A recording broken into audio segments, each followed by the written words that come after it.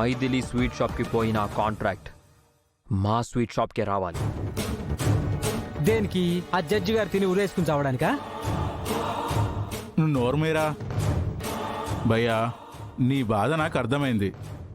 ప్రతి సంవత్సరం ఆ జడ్జి గారు మీ షాప్కే స్వీట్స్ ఆర్డర్ ఇస్తూ ఉండేవారు. కానీ ఈ సంవత్సరం ఆ జానకి రామయ్య స్వీట్ షాప్కే మొత్తం ఆర్డర్ ఇచ్చేశారు.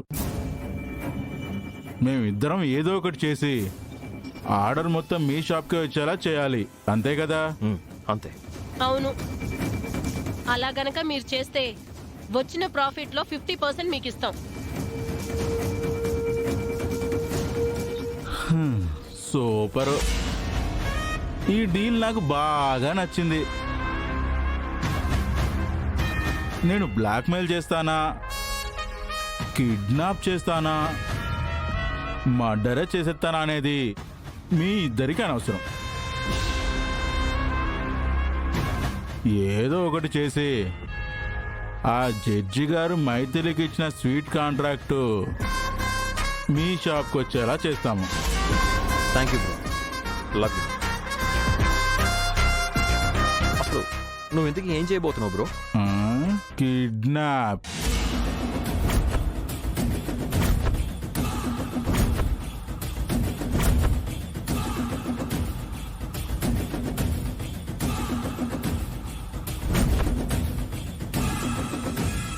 కిడ్నాపా?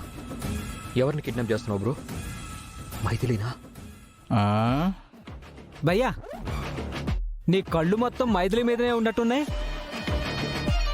ఆల్రెడీ మా మామ కన్ను కూడా మైథిలి మీదనే ఉన్నాయి. కాస్త అక్కడ తీసి ఇక్కడ పెట్టుకోండి జేబులో. అర్థమైంది బ్రో, అర్థమైంది. నువ్వేం చేస్తావో నాకు తెలియదు, బట్ ఆ కాంట్రాక్ట్ మాత్రం మనకే రావాలి. ఆ విషయం మాకు వదిలేయ్, అది నేను మా శంకర్ గారు చూసుకుంటాం. పదరా పదమావా.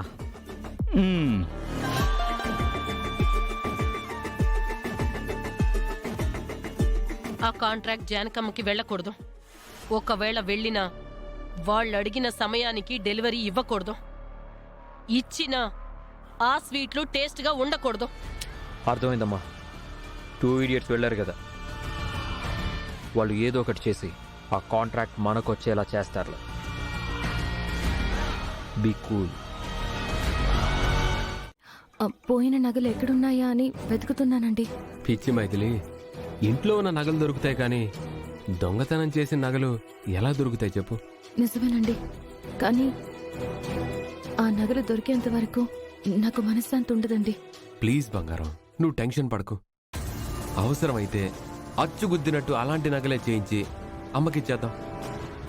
దాంతో ప్రాబ్లం సాల్వ్ అయిపోతుంది. ఏమంటావు? అలా చేస్తే అత్తయ్య గారిని మోసం చేసినట్టు అవుతుంది, కానీ నిజాయితీని నిరూపించుకున్నట్టు ఎలా అవుతుందండి? నువ్వు చెప్పిందే నిజమే, కానీ పోయిన నగలు దొరకవు కదా బంగారం. ఎందుకు దొరకవండి? ఈ దొంగతనం చేసింది ఇంటి దొంగలే అయితే కనుక ఖచ్చితంగా పోయిన నగలు దొరుకుతాయి. వాట్? ఇంటి దొంగల? ఇంట్లో వాళ్ళు దొంగతనం చేయడం ఏంటి? అవునండి, నా 6th సెన్స్ ప్రకారం ఈ నగల్ని త్రిష కానీ లీలాకృష్ణ అంకుల్ కానీ దొంగతనం చేసుండాలి. వాట్? మా మావయ్య? ఇలా అంటున్నానని తప్పుగా అనుకోకండి. ఆ రోజు నగల్ని ఈ గదిలో పెడుతుంటే మీ మావయ్య చాటు నుంచి చూడటం నేను గమనించాను.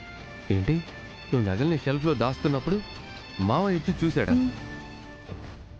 అవునండి.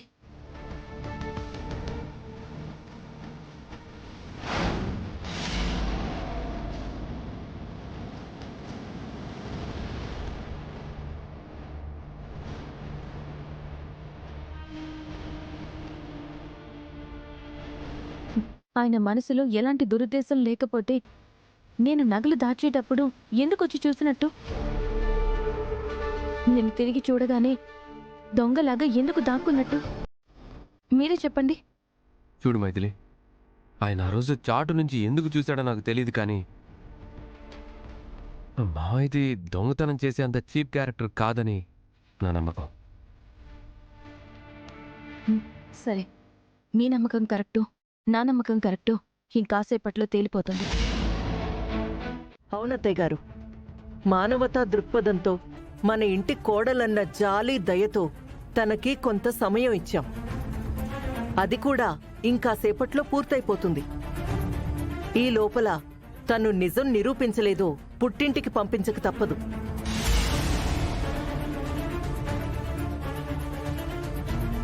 నగలు దొరకటం ఒక కళ, నిజాన్ని నిరూపించుకోవటం పగటి కళ.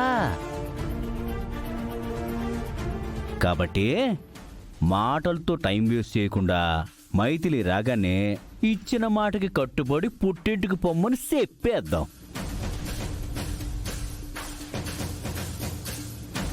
మర్యాదకి వెళ్ళిందా సరే, లేదంటే ఆవిడ గారిని గెంటే పని మన త్రిష గారు చూసుకుంటారు. అలాగే బాబాయ్.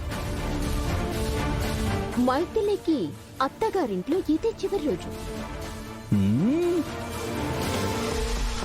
అది నిజమే కావచ్చు, కానీ కేవలం ఒక హారం కోసం ఇంటి కోడల్ని పుట్టింటికి పంపించేశారు అన్న చెడ్డ పేరు మన కుటుంబానికి అవసరమంటారా?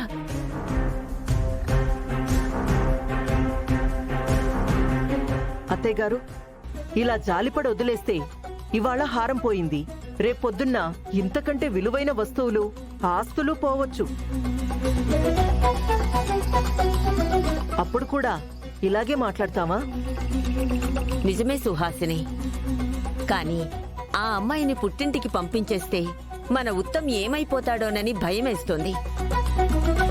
నేను వాడికి నచ్చజెప్పుకుంటానులే అత్తయ్య గారు, మీరు టెన్షన్ పడకండి.